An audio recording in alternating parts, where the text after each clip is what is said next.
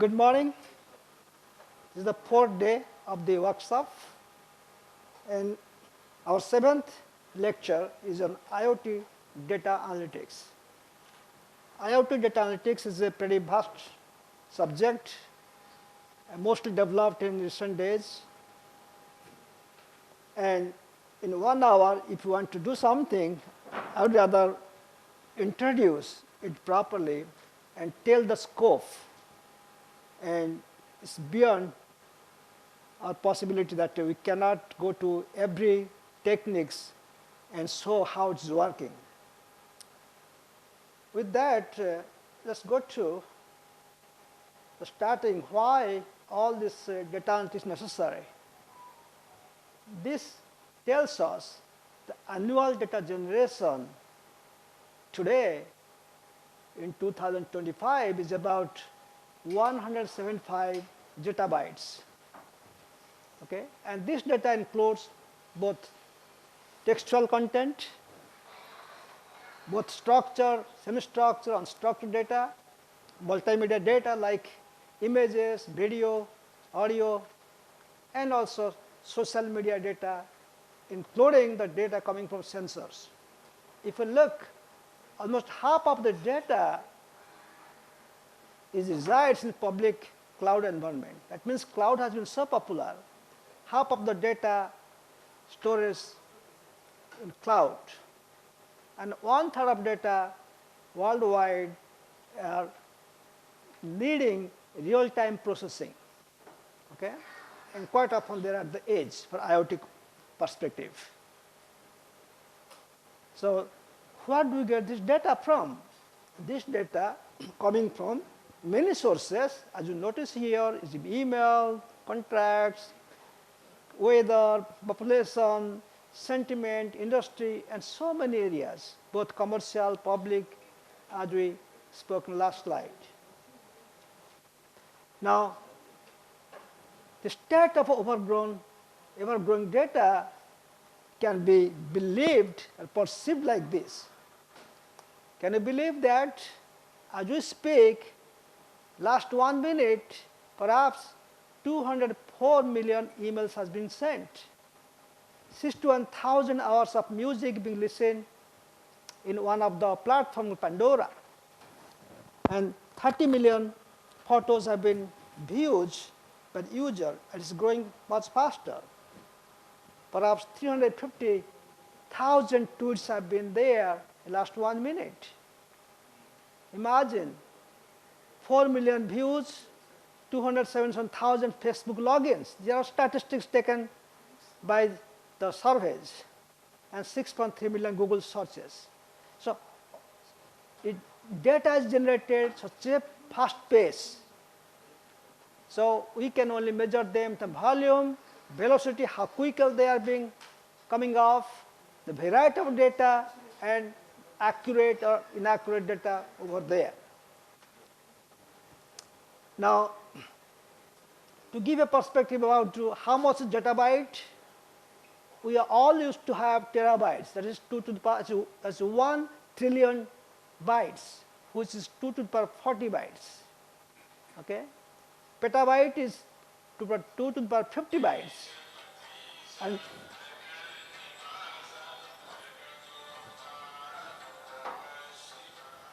and zettabyte is 2 to the power 70 bytes. Okay, is the amount of data consumed by US households in 2008. It's 3.6 zettabytes.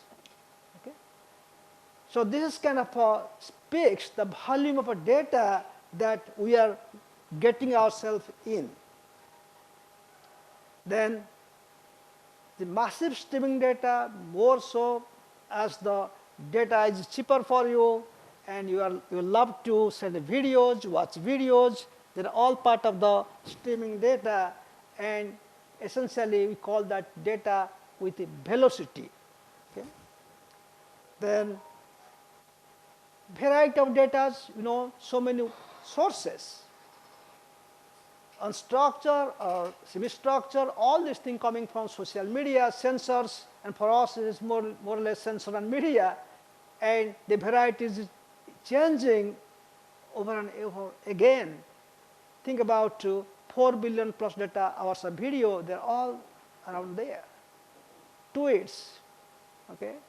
Now, variety of data is changing, you're getting more and more varieties every day, but we are not sure that the data we generate or data being stored, data being used, how accurate they are. So veracity means data accuracy, or in other words, data uncertainty. Okay? So this is a challenge, that data being looked at, data being sent for analysis, unless they are accurate, you are not going to get accurate answers. Good data can give you good answers, and with data uncertainty is a pain. Now, as regards to data, from IoT in particular, what are the challenges? Some of the prominent challenges have been noted here, such as multimodal data and coming from heterogeneous devices. We'll discuss multimodal aspect of data in the second lecture today. Then the challenges that IoT data comes with, a lot of noise, and sometimes data are incomplete. Quite often, many devices generate data keeping time and location as a reference, which means time and location dependent data are also a state of data that sometimes could be confused. Then dynamic, that means data is always changing and its quality is also changing because of the ecosystem and environment impacts. Most of the time, when you go for crowdsourcing of data, just like we discussed yesterday from traffic data, we think everybody is honest and sending the data, but it's possible that many data out of the crowdsourcing could be unreliable. So there is no way you can control that. Then many data, they need real-time treatment. So we have to do real-time analysis, which is quite a time not possible to make it process real-time at the edge because of device computing power. Almost all the time, we are concerned about privacy and security of the data that deal with. And this is one of the biggest actually pain for the data that we want to analyze. Now, data can be biased. So we need to know our data, that what is good, how much is mixed. All those details is definitely necessary before you are going to get the data analyzed and get the good result out of that. In spite of those challenges, we also have big opportunities. We call that big data opportunities. Broadly, you can say, with more data, more hidden gems are there. More the data, more the information, assuming that you have got good quality data. Now, with the more data, you can certainly going to have better informed decisions. Whether you are trying to make a prediction or strategize your goal, or you follow some recommendation system, then your decision will be better. For example, when you look at a scenario that, hey, I want to watch this movie from Netflix, then what you do, you go and check how many people have given it high rate. More people, high rate means that more data available, people are agreeing that, okay, this is a good movie. If only one person has given rating 5 out of 5, you will be hesitant, hey, am I doing okay? Can I trust it? So that feeling also comes. So that speaks about more data, a better decision. or more trustworthy scenario that you are going to involve with, then you can discover hidden insights with more data. And we have been discussing this issue last 2 days, that more the data is better, and these are the reasons actually. And if it's be it forensic or you want to check a pattern, depending on a pattern out of 5 data versus 5,000 data makes different sense. And it can also give a trend, a good trend, a trustworthy trend. Then while you are trying to do automatic business process or make a robotic process implemented or language translation being done, so with the additional background, more information, more data, it will be always better quality solutions or answers to you. Now, which is the biggest opportunity for big data in your organization, be it in academic or enterprise? Some study was done a couple of years back, okay? Then 85% of Fortune 500 organizations will be unable to exploit big data for competitive advantage. But this story is no more the same, true today. It could be much less, could be 45 or so. Okay. Again, business analytics will drive 7% of investment in expansion and modernization of information infrastructure. What it means that more and more people are driving to use data, apply analytics, and derive their answer or their planning. And this is now possibly gone to 80–85%. So this was the pie chart about the percentage of decision-making data, insight discovery data, and process automation data out of 100. As you know that data you collect, they could be structured, semi-structured, and unstructured, and their name, their title tells so what is the structured data, that it is following some database principle. All the information are safely stored without much error in database. They have a definite format with the limitation that not necessarily all data collected will be structured. The second point is, what is semi-structured data? Data may have certain structure, but it's possible that all the information may not be collected at the same structure level or same level. And at times, you may find some missing attributes, and a particular type could be missing more commonly than others. Whereas unstructured data is a very limited indication of data types, and they are least useful, but they could be used by improving certain parameters, certain attributes in them. But quite often, many scenarios we have seen, you start with kind of unstructured data. And there are ways to handle those data too, and the best example is actually your simple text document. And if you try to get some text spotting, then the data you get could be unstructured too. Things, data, and lot of it. We have been talking so many numbers, percentage, accuracy. That's okay, but what people want? The answer, not numbers. Okay? People want what I do with these numbers, zettabytes. How much is going to be good for me? So which means, how do you get the answers? Who give the answers? Answers can come only by analyzing the data properly. Okay? If you consider a data life cycle, you will find there are 3 stages you can describe the data life.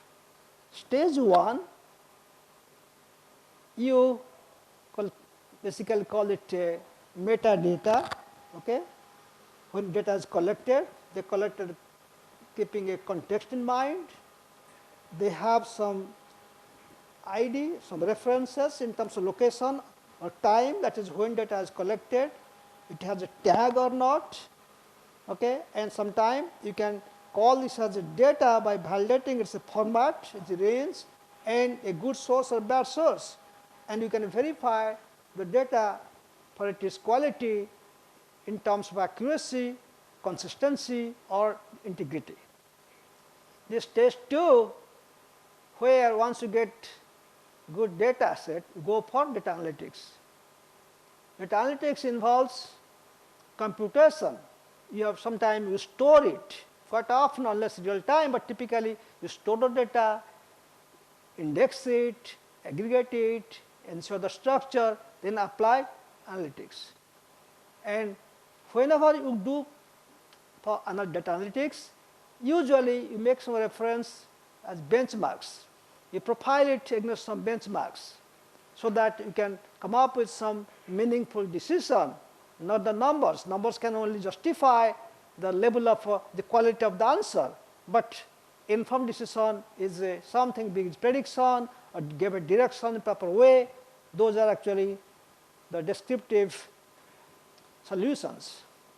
Now, most of the time during data analytics or data analysis, you always adhere to some compliances like quality control, governance, and competence of people who have did the analysis. So data analytics is a vast topic.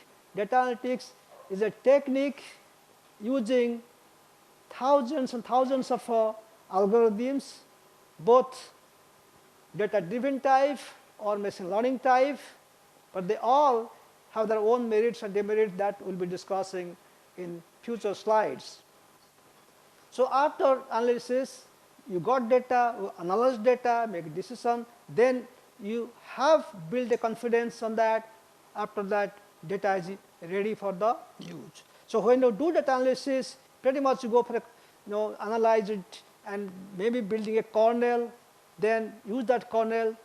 That kernel is being used further on new data, because by that time you have built the trust, you have a right kernel to access and engage the new data coming in. Okay? And once you have that data, new data analyzed, you can display that using suitable visualization in particular application or applications. Okay? The secondary use could be security, providing licenses or allowing it to be used, using some licenses, and so on. Why we go for data analytics, but to IoT? Why IoT data analytics? Most of the answers possible you know by now, but we can quickly give a glance on those 5 answers. You like to establish a variety of a smart environment, be it a home or hospital. Then you have to analyze the data for some decisions. You want to make the lights on or lights off, make the sprinkler on and off, you watch the weather.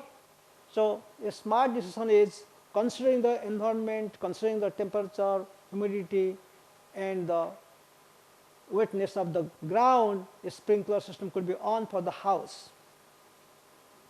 Now, second is to uncover timely and actionable insights for machines as well as men.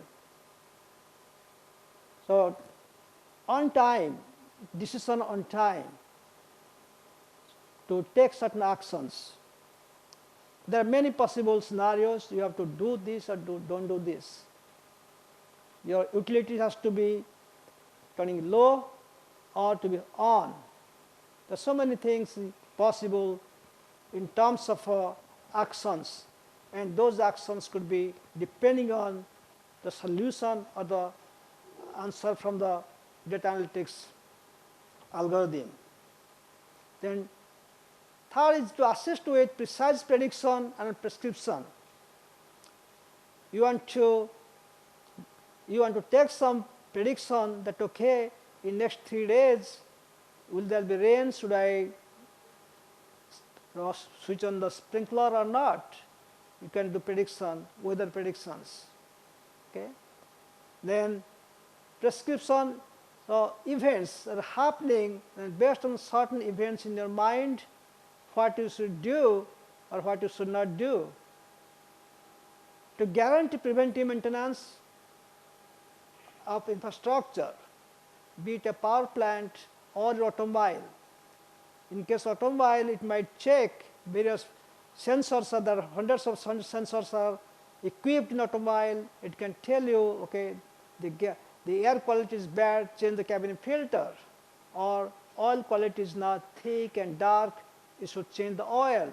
And there are many, many small deadbeats maintenance is possible by checking the sensor data and applying simple data analytics and take a decision on that.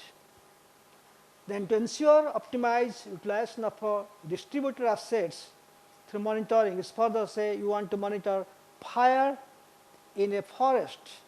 You want to monitor that, you consider that the wind is conditioning, if there is fire or not, if the rain will be around, if there is water around or not. The many parameters are used and utilized optimally to take decision.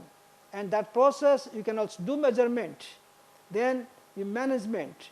If you remember the example we are talking about, say, associated vehicles for talking to using this node discovery example. So essentially, in that case, same issue is involved. So when we discuss our node discovery, we told, well, if something happens, emergency happens at a particular point, is looking for the solutions.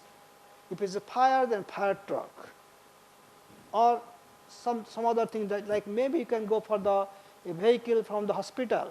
So you're always desperate in finding some nearby. So that will not happen. The situation is analyzed, then next step is discovery. So we could not talk about analysis, but it's kind of there. So what are the features of IoT data analytics platform? Scalability is obvious because when you talk about big data, we talk about big ecosystem. And the query processing has to be very fast. Sometimes timely decision is important. Then flexibility and portability.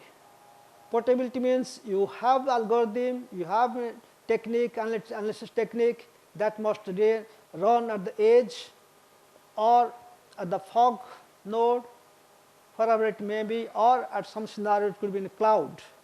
So that should be portable from one level to another level. A fast data integration is necessary for analytic platforms. And quite often, you want an answer, the integration has to be end-to-end, so that all kind of data will be processed and analytics will be applied there. Machine and deep learning capabilities, okay, which means the platform should be capable of time-driven or statistical approach to analyze them. Then those two protocols at application level we talked about for HTTP or CoAP, HTTP and MQ CoAP. Okay, they should have actually these commands available for RESTful interface. Sometimes data analytics could be in memory or in database. So depending on that, you will be thinking about implementation on the platform. Now, if you are using machine learning, then when you want to use it? When you find human expertise does not exist. Human can't explain their expertise, such as speech recognition. I may be a great expert in somewhere, but if I go and try to interact in different language, it's kind of a challenge for me. So model must be customized, that is personalized. Medicine is an example. Every patient is different. They have different symptoms. It's dynamically changing. So a customized analytics only can help, and that happens, that is useful, or that can be realized using machine learning techniques. Models are based on huge amount of data. Genomic examples, okay? Genomic is typically you go for bioinformatics studies. Pharmacies, they do that. Now, applications are abundant in finance, computational biology, robotics, space exploration, and so on. So there are several types of machine learning. We discussed this yesterday also: supervised, unsupervised, semi-supervised, reinforcement learning. The reinforcement we did not discuss, I think yesterday. It's about the reward-based actions. Okay. So what are the models and how they look like? Okay. The analytic model could be one of those 4 possible types, as you see here, and your x-axis is arranged in a level of difficulties, and y-axis in terms of their importance or value. The lowest one here is called descriptive analytics. So descriptive analytics is about to tell what happened. Okay? What happened? If something happens, then descriptive analytics can give answer what happened. Because if you keep watching the data coming, and just going, coming, and going, being stored, you cannot make out anything until you apply descriptive analytics and say, hey, oh, something's wrong. The automobile has been getting more heat into it, okay? Our house is cold, so that something's wrong in its back. Then that's not the only answer. It tells what happened. Next is, why did it happen? That's called diagnostic analytics. If HVAC is not working, okay, house is not warming in winter, then the diagnostic analysis says, well, your HVAC is not functioning properly. Okay? Now, the HVAC can have errors in many ways. Either its gas light has been, they call this pilot light, it has been kind of gone out, or maybe the freon has been kind of, you don't need freon that day. In summer it could be freon issues. Then third thing is actually predictive analytics. It's very popular, and where you can use basically machine learnings. What will happen? You can predict. You can predict the weather, you can predict the stock exchange, you can predict the health, you can predict the, your own result, even you can predict the questions that will come in the exam. Okay? So those are the few things you can predict. There are a lot of things actually you can do. That's the sky the limit. Then prescriptive analytics is very difficult level, maximum difficult level, but the highest value. That is, how can we make it happen? You are expecting something, you want something, but you have no clue except the data. So the prescriptive type analytics can tell this is how you can get it there. Now, each one quick descriptive analytics, you see here that you have data, they are available, and the BI, BI, business intelligence people, they have been using it for last decade or so. Okay? And essentially, the descriptive analytics, as we mentioned last slide, says what has happened, what has occurred. Okay? And BI people, what they do, when they get data, they put that into various visualization graph like this. Some meter, some pi, some graph, some kind of regular graphs.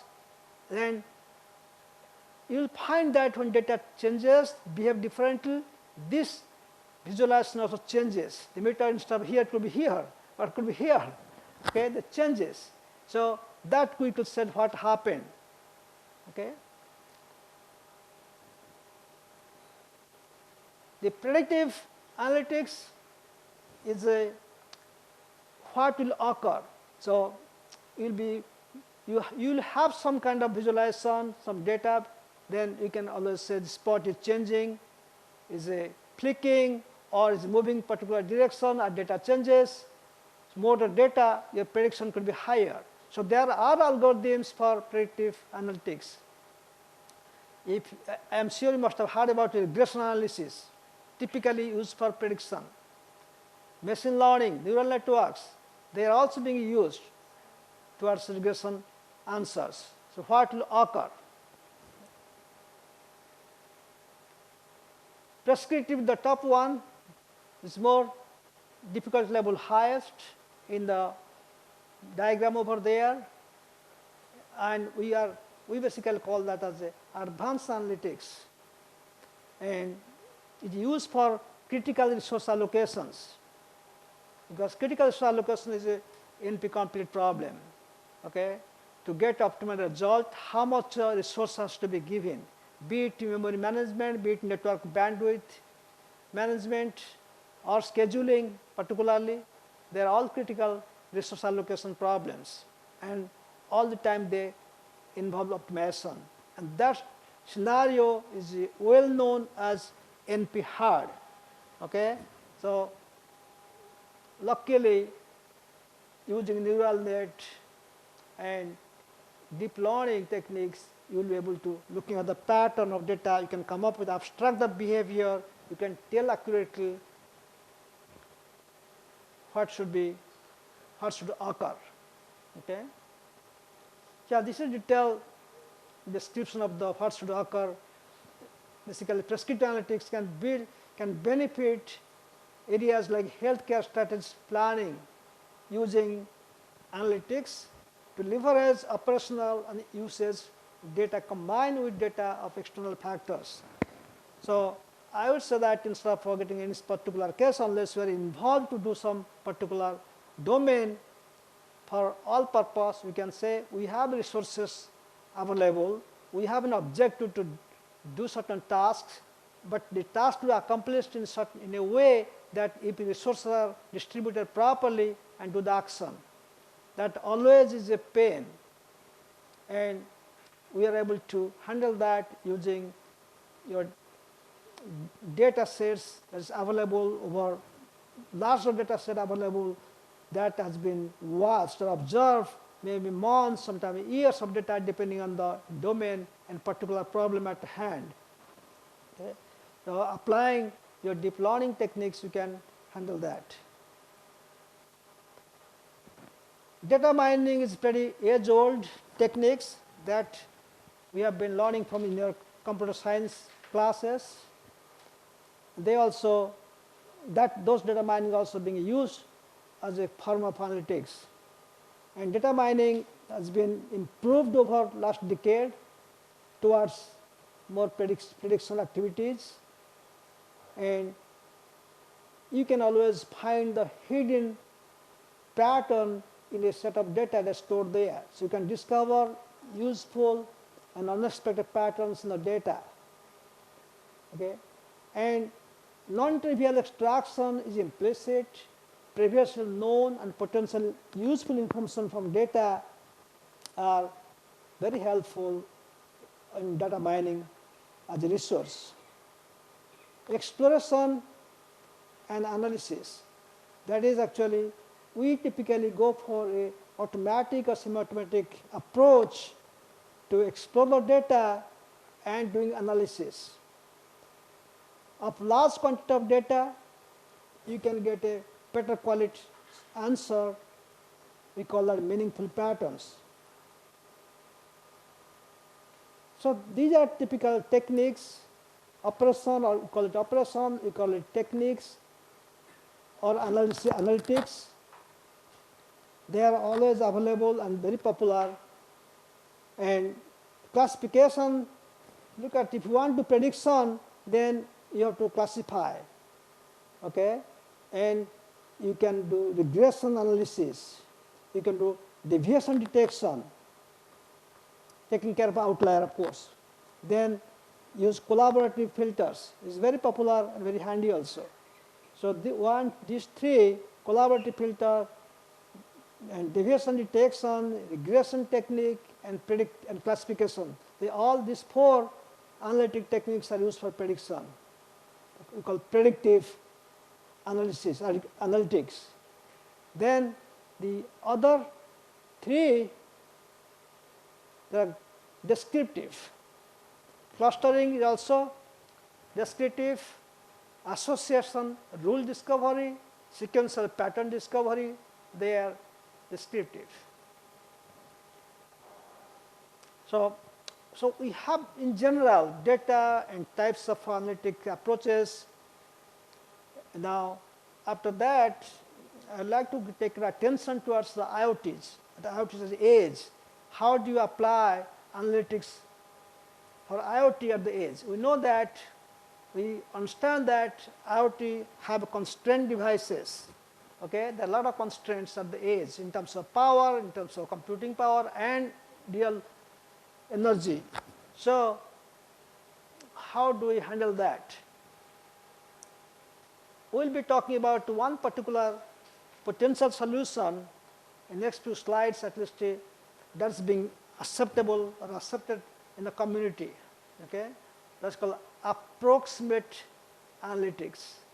Approximate analytics. They call also approx IoT. Okay, approx means approximation. What is approximation? Yeah. Nearby. So we don't have to do the details, but you take just like quantization also, something like that. Or sometimes you take samples, not continuous samples, sampling. Sampling, if you take sampling data, is maybe 1/10 or 1/100 of data. That's approximate solutions. And many scenarios you will find approximate solution is also equal good, but not necessarily everywhere you are going for approximate solution. If you are going for suppose doctor going for surgery, you cannot do approximation there. But you want to spot a vehicle location, you can do approximation. Things not go wrong, you go 10 meters this side, that side. Okay? But 1 millimeter this side, that side during surgery is a disaster situation. Okay? So you have to take it depending on scenario. So we'll take example of for IoT, not used for surgery, but we're talking about a scenario that where streaming data is being handled. When processing streaming data from different sources, as you see here, there are 4 different sources. Twitter is giving some IoT device connected to Wi-Fi, is giving some stream data, and maybe some stock exchange monitoring system, continuous providing data. So all these data streams are coming, and it goes to a stream aggregator, collector. Then after that, you build the packets, and basically after aggregation, you have to put to analytic systems, real engine. Okay, now this is black box. So we'll talk about that, what to do here. Then after the analytics block, it gives out useful information. So you get useful information out of STEM analytics, and we'll talk example of approximate IoT soon. So approximate computing is something we're talking that there are many applications where approximate output will be good enough. Now, the proportion of data is useful for this application. That means you don't have to consider all data, but only part of the data. This is a talking example, a live taxi heat map. Okay, taxi heat map means where you get a lot of requests. Okay, heat map is essentially those Uber or Ola, they have their cell phone ready and they keep receiving the requests. And very often, at say 4 o'clock, school is closing, office is closing, they will get a lot of requests from there. So that point is called heat map. If you get answer 20 meters, 100 meters, this side, that side is not going to kill. So, but you can get it the answer much faster, where it is coming from. So what is the idea? To achieve low latency, that means getting result quickly, compute over a subset of data items, not entire data item, or subset of data items through sampling. So that way you can get the answer. You are using only handful of data set out of all, and though it appears to be approximate, but whatever answer is given there is just good enough. Okay? So this is essence of the flow is showing. You get approximate computing by sampling, and take it and analyze it. And because you are using only a handful of sampling, you are able to process it very faster, analyze it quickly, and you get answers at little error. There is error bound to be there, but it's kind of not disaster. So a typical state of the art approximate scenario, there's a paper in middleware 2017 is called stream data approximation, where you have got multiple streams, n streams, stream aggregator, they are combined to get single stream, then go for stream approx analytics, then get the answer. And a cloud is essentially the one that is implementing this stream approximation. So it has limitation that it wastes some bandwidth, it utilizes only cloud data center as resources, but is okay as long as your answers are working for you. Now in edge computing, we know that the data to be processed at the edge or edge node before it is being sent to cloud further. Okay? So source of data at the edge, all the devices including mobile phones and the small sensor to more complex sensors, and edge node is the one having gateway, it has local processing capability, then giving cloud. So this is we know already, this kind of things, okay? It provides more computing resource at the gate, saving bandwidth. So not. Now let's make a problem statement and solve it before we close it. Okay?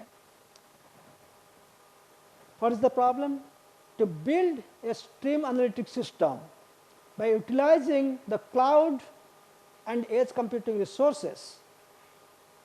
So the last diagram was saying, okay, I'm using something in edge and also using cloud for doing my analytics, stream analytics. So we are going to have stream analytics in this edge system or IoT system who has edge nodes there and also connected to cloud or edge cloud platform. How? By leveraging approximate computing. In other words, this example is going to use approximate computing in a edge computing system. Design goal, efficient utilization of computing resources, that is in edge as well as cloud. Adaptability, that is adaptive execution based on available resources. Again, the resources are cloud and edge, and can adapt sometime using edge more, sometime using cloud more by moving it. No code change required and resource management. So basically nothing hidden, everything is transparent while implementing it. So there are n streams over there. The user making query, you have edge nodes, okay, 3 nodes at the front called regional edge, and some in the middle level called continental node. Then you have cloud towards the right. We call them central node or just cloud. Okay? So this is the overview of approx IoT. So approx IoT have edge cloud system with the input streams that you are going to approximate and process it. Some processing here, rest processing there, or sometimes process everything here depending on workload. If it's more, it's going to pass there. So bottom line is, because it's approximate and stream is a continuous stream is coming, we cannot really capture everything that's coming in each stream. We rather sample at certain intervals and we take that as an input data for analysis. And we are going to use edge and cloud. Is this clear, the background assumptions? Okay. Naive algorithm. There are so many ways, 2-3 techniques we are going to put together here. Naive algorithm is a simple random sampling. We sample randomly. There is no proper method to do that, just sample it randomly. SRS means simple random sampling. So out of say 6 black boxes, not boxes actually, they are black blocks, they call it, packets maybe. Because when you get streaming, they are coming in a certain packets. Okay? Then you, instead of taking all the packets, you take only few from each stream. This second stream is coming is maybe slower with less data. So there are 4 packets are there. You are sampling only 2. If it's 1, then you take 1. Sometimes you don't forgot to get that also. Okay, but when you do that, you can unpair sampling because you overlooked it here. Then query, you go to query because query is the place request comes there. So requester does not see or analysis doesn't happen on the entire packets in the front, but rather sampled ones.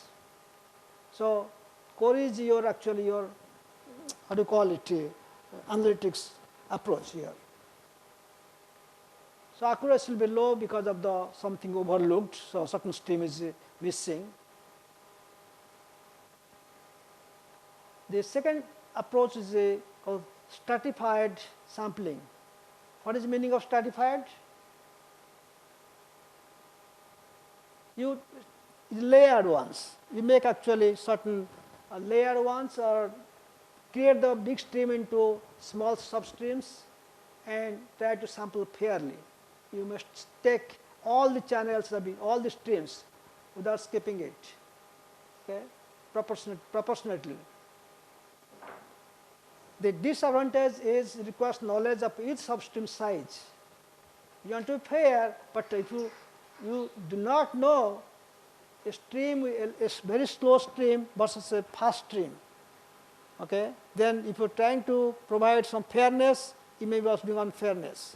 So we need to have a good understanding the kind of input coming, the stream frequency, bandwidth, all those things coming, then you can take samples. So effective, so fairness has to be effectively done or proportionately done. The third one is actually reservoir sampling, that is more appealing for this particular example. Reservoir sampling, it gets input stream, and there's always a constraint given to that the size of the reservoir. If the reservoir is 4, essentially, even if input is 6 or 7, you can get 4 stream at 4 blocks at a time. So you get 4, the 2 are still left. The streaming, something more will come, but the chances of fifth block coming in will be probability 4 by 5. Okay. The 6th item will be 4 by 6 because your reservoir size determines that. Okay. Now advantage is no pre-knowledge required of subsystem size because you are using a reservoir size over there. So we'll take a little bit more deep inside it because it is better and more appealing to the community. Disadvantages: substreams are sampled unfairly, possible because your reservoir size does not change for all the streams. That's one speaks. So always you choose something, some fairness, unfairness, some uncertainty, certainty. So in this case, we are trying to see, because what is difficult problem? Difficult problem is to estimate or kind of think about incoming stream size. So that's difficult thing. As I say, you try to do what you can do. You want to change something, but something you cannot change, just to forget it. Okay, that's not in your control. So the stream that is coming, unless it's a known project, a problem, I know exact distance of stream, but that's rarely you do. There are other ways to do it better. So in this case, streams are coming. It's very difficult to find out the size, but we can have a reservoir size fixed. That is in our control. Now we combine that actually, the previous one with the weighted sampling things. Then we combine stratified reservoir computing. Then we get it done. Let's see how we are doing it. Let's say you're getting a stream with weight of each one having weight W equal to 1, initial weight 1. Then we apply a reservoir size n equal to 4. Then output of a weighted hierarchical sampling will be, you're getting size is 4. So see that you're getting 4 here. Out of 6, we're getting 4. So then weight of each one will be 6 by 4. Same thing. Here we get 4 to 4, but weight is 1. So 4 by 4 is 1. So essentially, if what is incoming is less than your n, then that's always W equal to 1. So for that, this is 1, but it's less than 4, so W also equal to 1.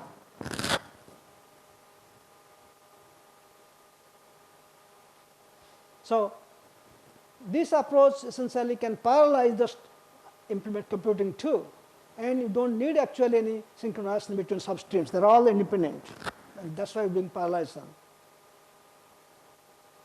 Now WHS on edge nodes, same thing continuing. Now what we're doing here, we essentially pose the problem. Now we're taking it to environment, computing environment with the edge node and cloud. Okay. Now at the regional edge, if you analyze that, and let's take your reservoir size equal to 2. So which means you can get maximum 2 at a time. So you will take basically this 2 comes there, then next 2 will coming that way. So when you take any time 2 to the reservoir, then you get actually weight actually 6 divided by 2 equal to 3. This 2 is this way, n equal to 2, and 6 is incoming once. So 6 by 2, 3, and next it will be 4 by 2 is also 2, and this W will be 1 because this is equal or less than your size n equal to 2. In continental node, you do the same thing, then what is happening here, it is a little bit different than this, which is the second level. So it has to be multiplied essentially.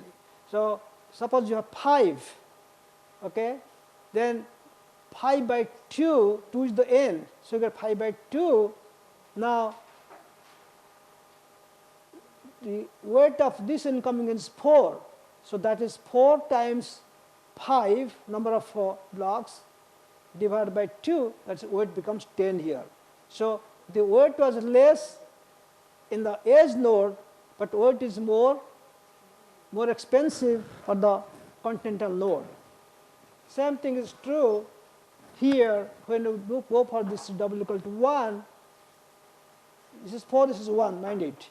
Now n equal to 2, number is 3 here, so basically 3 by 2 and this W equal to 1 multiplied by 1, okay, then whole thing is 3 by 2, the weightage. And W equal to 3, and since this is 1 is less than 2, that W remains as 3. So that essentially gives the weighted hierarchical, because you are doing nodes at the edge as well as the next continental node, 2 levels. You got 3 levels according to change, continuous like that. And we call that carrier weight because this weight is coming from the previous edge nodes.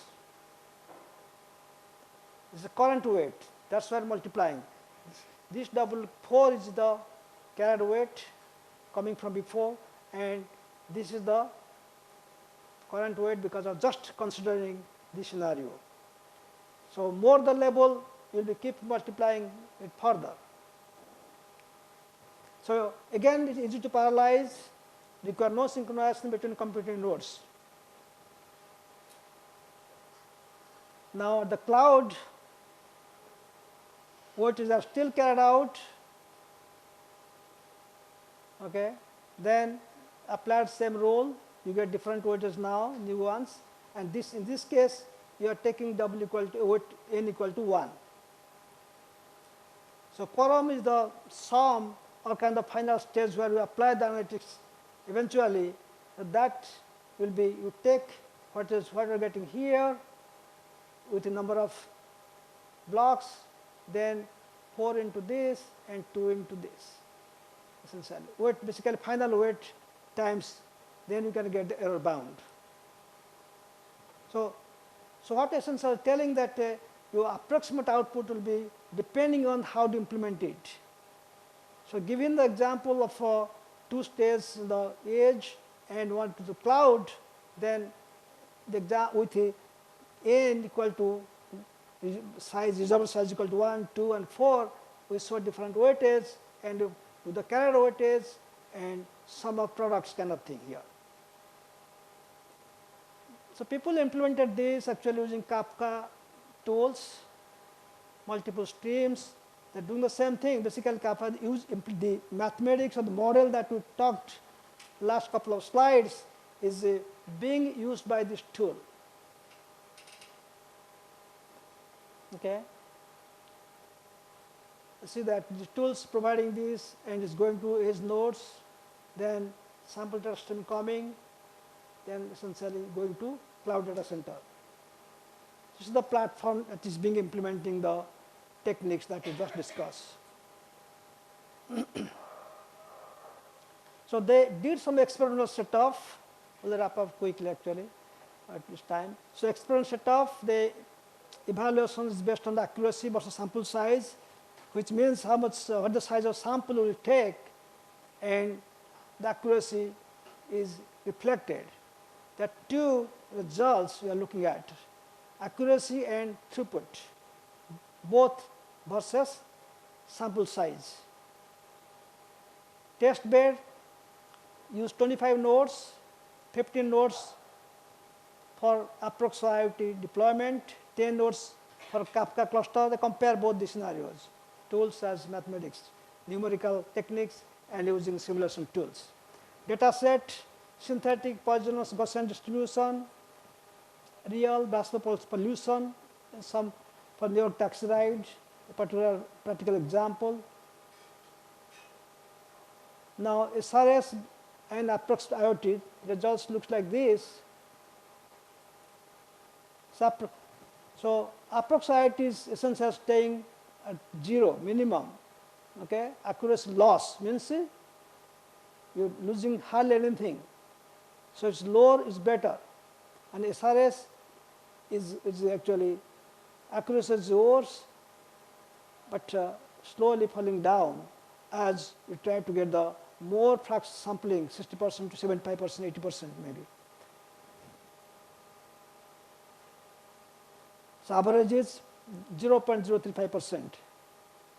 Okay, it's super degree better.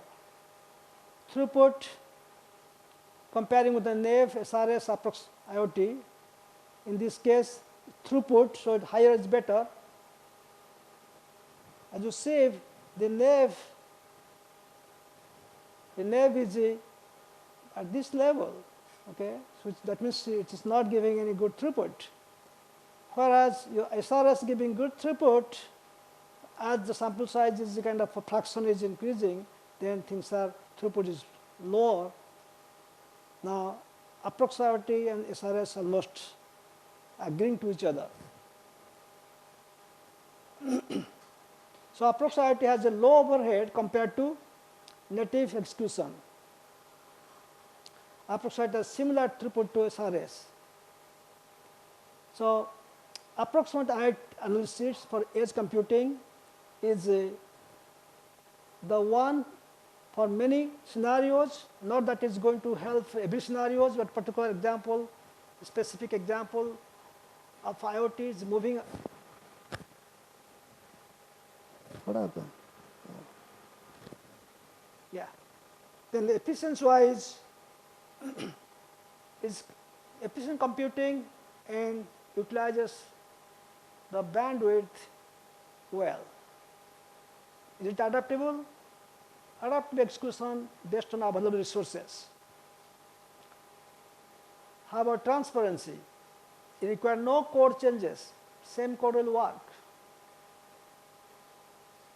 Okay, this is the detail of the GitHub paper that we discussed. So we just completed the data analytics overview with one example, particularly the approximate things, which is very much elegant for the IoT cases.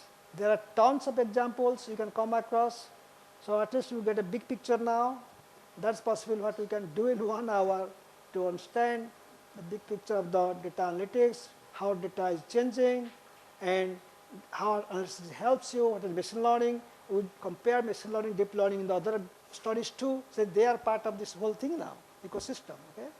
So with at least one working example showing that how sampling can help in scenarios. I can take a few minutes to tell you this sampling issue.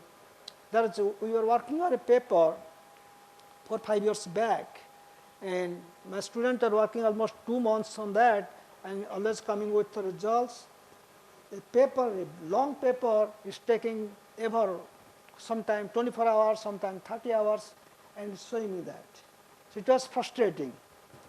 Then, as they say, if you think something continuously, okay, your brain is so capable that helps you back. That gives you answer. Okay? So it is bothering, so I don't know what to do. Then I said, why not to do one thing? Instead of giving the iteration next iteration one after one after one, you change to jump 20, then 20. Let us see. Because the idea has become very simple that I see this curve is going on, but it's going damn slow. You can't even make a difference between 5 and 7 or 8. So okay, then say, let's do that, let's see what's happening. They make a skip distance computation. Then it happened that we did not lose any accuracy of the result, but latency is improved 20 times low, so which means it's great solution. But then you do not know what exactly I just randomly said 20, then you have to prove mathematically it's 20 or 30 or 40. Then that took 1 month to prove that. Okay, then throughput increased. Okay, so we got, eventually the paper was published very well. It has several citations after that, and we are able to make the throughput more than 1,000 times better compared to the other results. And that, what is that? That's sampling only. Similar scenario. It doesn't machine learning problem actually. Okay, applied into aerospace. Okay. Yeah, usually those are linear anyway, so that those answers, okay. It's not something, if you're thinking about yeah, no, it's also possible. Okay, that's a good insight though. Now, if you look at the curve is nothing but combination of straight lines. It's linear in certain portion, right? If you know how linear it is going, limitation where, you put bound there. You address sampling, variable sampling, okay, or no sampling in the places of critical movement, dynamical changing. Okay. So it was easy for us, it was linear. But if it's different and linear, then we can adapt it. Adaptability is also another requirement. Okay. Another question? Is there any possibility of missing required data while you are selecting the packet? Packet Possible. combinations here. Yeah, it's possible, yes. And how to overcome it? It's likely that missing one or two data is not going to change a lot. When you miss a lot of data, that will be real difficult. A small error, you are doing a new approximation. You're missing one or two here and there is not going to make a big difference. Okay. You can do experiment and see that, how much you can tolerate it. You can also can tolerate losing 10% data or 5% data, or this is critical for me. That's another storage. They have not done it. Okay. Okay, doctor.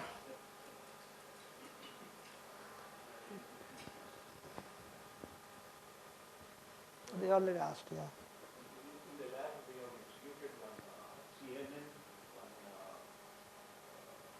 prediction algorithms, and we pull data structured and unstructured. That should be. Yeah. Yeah, in 1 week, they can have a good exposure, and more they get involved with, and they should be alright. They should be ready to do research. Also, we are providing the email address of you and mine so that they can get in touch with us to solve any of those. Sure.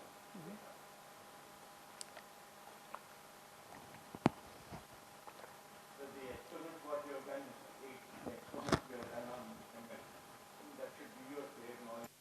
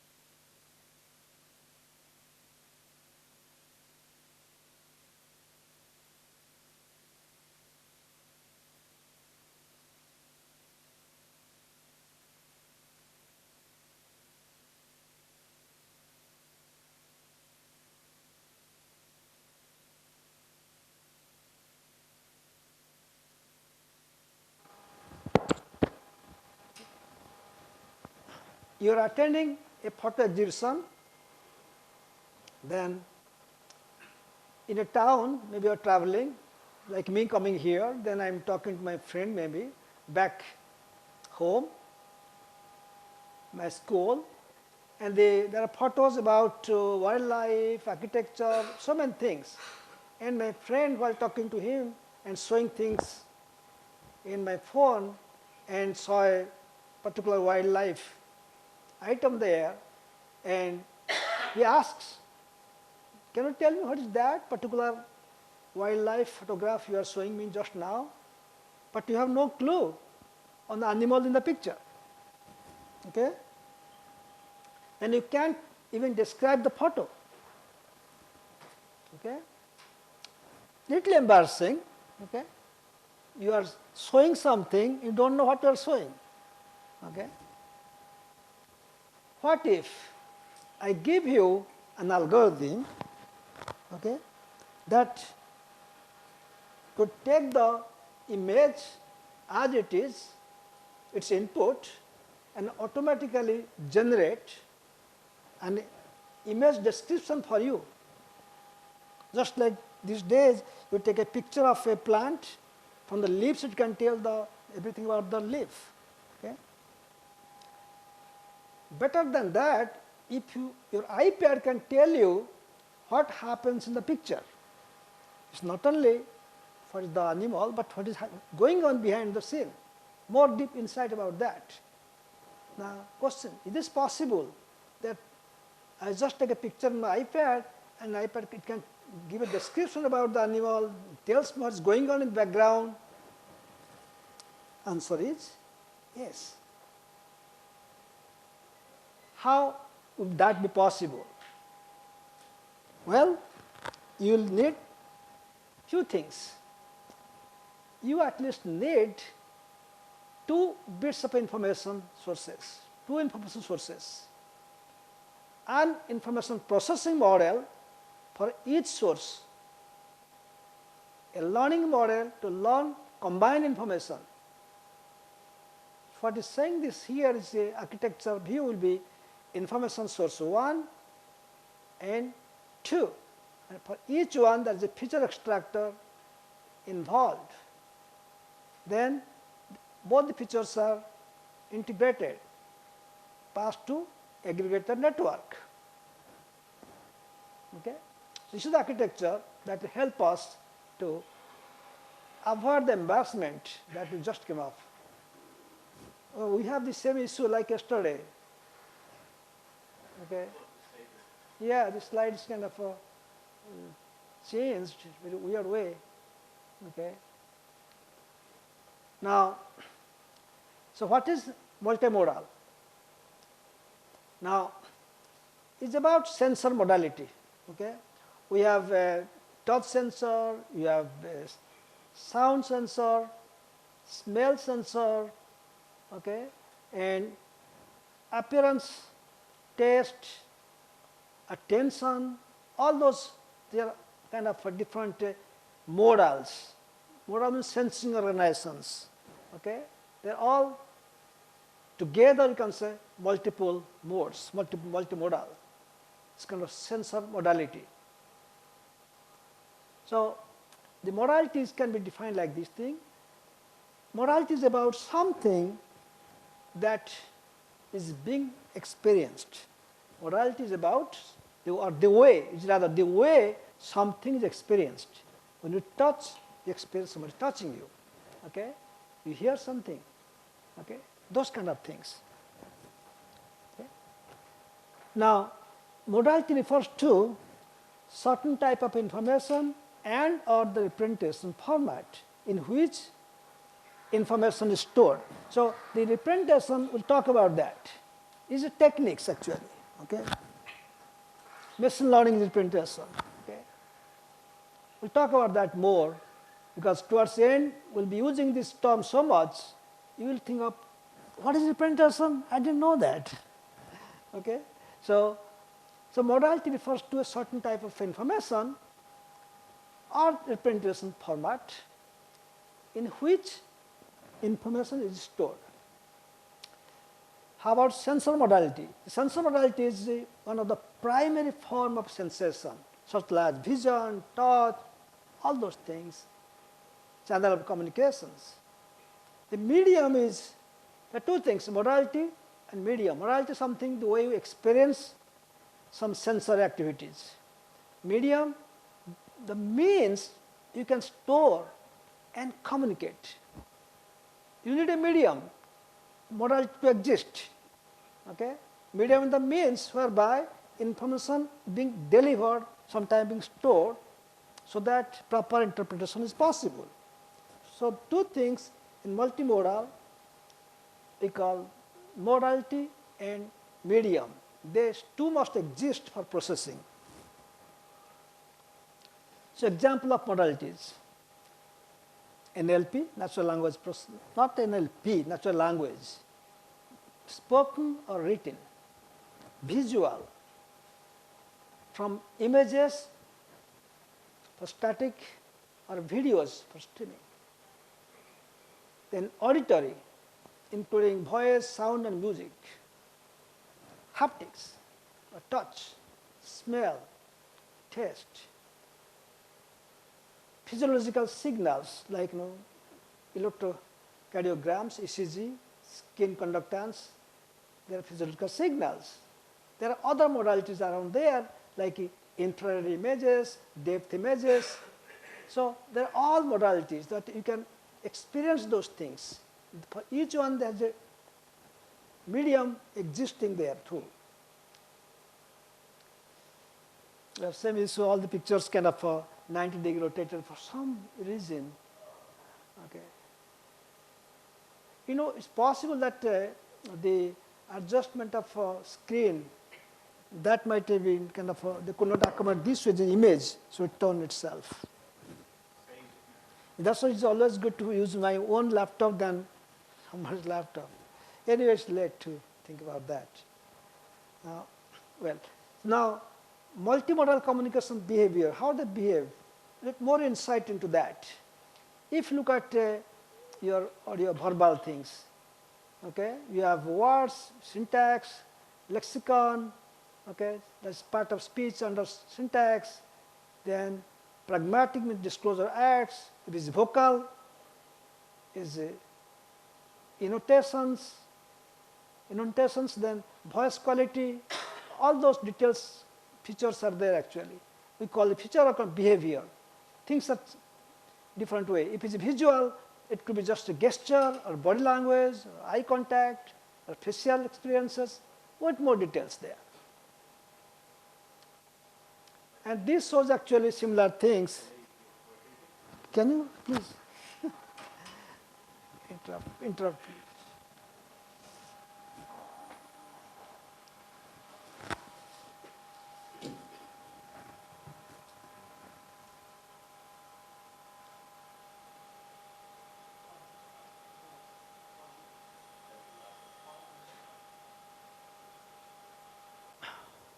Now,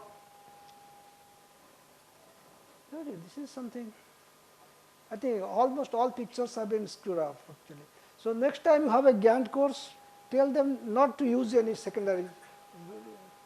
This is really, every class have been seeing these things. Okay? It's not a difficult thing. We have our own setup, right? One monkey, I don't want my monkey to dance for somebody else. Now, multimodal human-computer interactions, HCI. Now, this is also not properly there.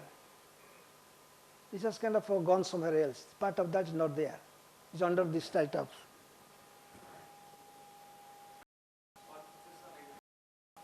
Oh yeah, we cannot do that.